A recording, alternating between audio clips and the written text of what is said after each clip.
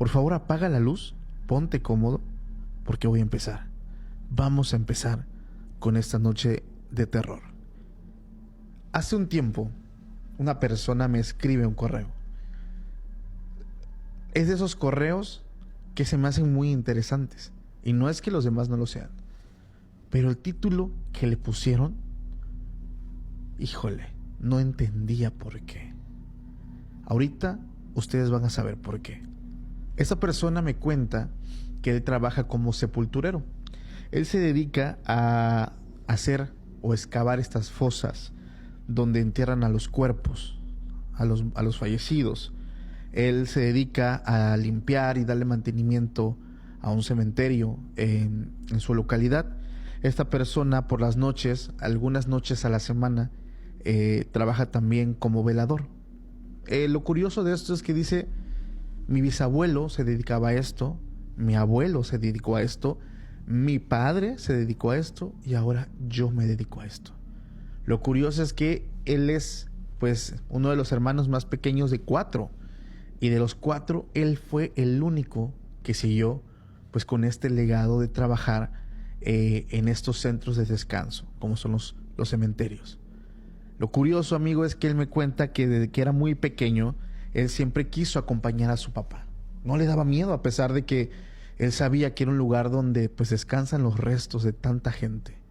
Él con sus hermanos y con amigos jugaban a las atrapadas, a las escondidas, se escondían entre las tumbas y a pesar de que ellos jugaban y pasaban muchas horas de diversión, siempre lo hicieron con mucho respeto. Porque algo que su padre les enseñó es a tener el respeto por las personas que están descansando en ese lugar. Entonces, pues prácticamente siempre se le hizo costumbre visitar, ir a este lugar y de repente él me dice que tenía la costumbre de empezar a caminar. Llegaba en las tardes con su papá al cementerio y empezaba a caminar entre las tumbas. Muchas veces le gustaba leer pues donde estaban los nombres, las fechas, y era algo muy curioso para él. Incluso en una ocasión empezó a caminar hasta lo más profundo de este cementerio. Se dio cuenta de algo que se le hizo muy triste. Había tumbas que estaban pintadas, que estaban limpias, que tenían flores, que tenían luz, o sea, le ponían velas. Y al llegar al final, se topó con una tumba muy vieja, muy, muy vieja. Esta persona me dice que esta tumba estaba tan olvidada que ya estaba llena de grietas. Estaba cubierta de limo, de muchas cosas que casi no la veía. Cuando él quita toda la tierra de encima, se da cuenta que es una tumba que iba del año 1840 y le pertenecía a un hombre que se llamaba Eugenio Hernández. Entonces, pues él empezó a quitar el monte, las hierbas que tenía alrededor y empezó a limpiarla. Para ese momento estaban muy cerca las fechas de Día de Muertos. Los que somos mexicanos y los que conocen esa cultura fuera del país saben que son unas fechas donde los cementerios, los panteones se pintan de colores con flores de cempasúchil, moco de pavo, que también se le conoce también a la otra flor, mucha festividad, muchos colores. Y él estaba muy feliz porque decía, es de los días donde el cementerio está lleno de gente. La gente aquí en mi localidad pasa toda la noche en el cementerio festejando, cantando, comiendo, tomando. Y él empezaba a caminar entre las tumbas y llegó hasta la tumba de don Eugenio y se dio cuenta que estaba totalmente sola. Él dijo, vamos a llevarle algo. Él empezó a recolectar flores de las que encontraba tiradas, ofrendas, cositas, y empezó a llevarle a la tumba de don Eugenio todo esto, porque él dijo, pobrecito, a estar triste porque nadie lo va a visitar. Eso lo hacía cuando era niño. Vámonos ahora a su edad adulta.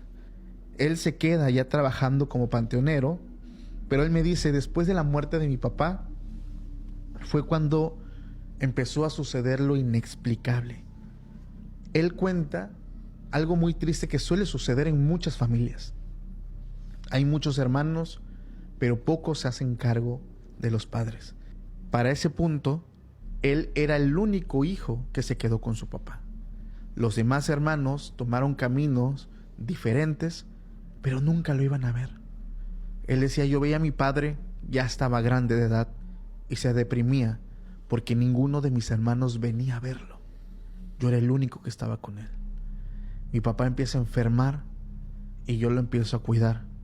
Cuando mi papá ya estaba muy enfermo, que parecía que ya estaba a nada de pasar a la otra vida, mis hermanos empezaron a llegar a la casa. Mis 3 hermanos a visitar a papá, a ver cómo estaba papá. Y eso me causó felicidad, porque dije, qué bueno que mi viejo va a ver otra vez a sus hijos. Pero en una ocasión los escuchó a los 3 que estaban hablando afuera de la casa, diciendo, ¿qué va a pasar con los bienes de papá? Porque para esto, pues este señor empezó a trabajar desde muy joven, y desde muy joven empezó a ahorrar mucho dinero y compró terrenos, tenía pues bastantes bienes, se puede decir. Y estos hijos estaban hablando entre ellos, ¿qué va a pasar? Dice esta persona que me cuenta el relato, yo me molesté porque yo pensé que habían venido a ver a mi padre, pero ellos tenían otras intenciones. Y él fue y les dijo, oigan, no vean a papá por muchos años, y lo primero que vienen es a mostrar interés. ¿De verdad a eso vienen?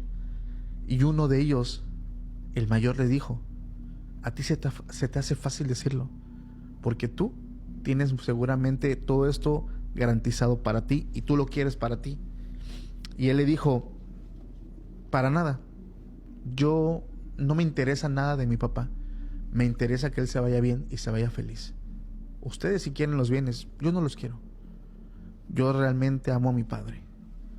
Para esto, al poco tiempo, el señor fallece. Cuando fallece, todos estaban haciendo los planes, los 3 hermanos, para, pues digamos, ver cómo se iban a repartir.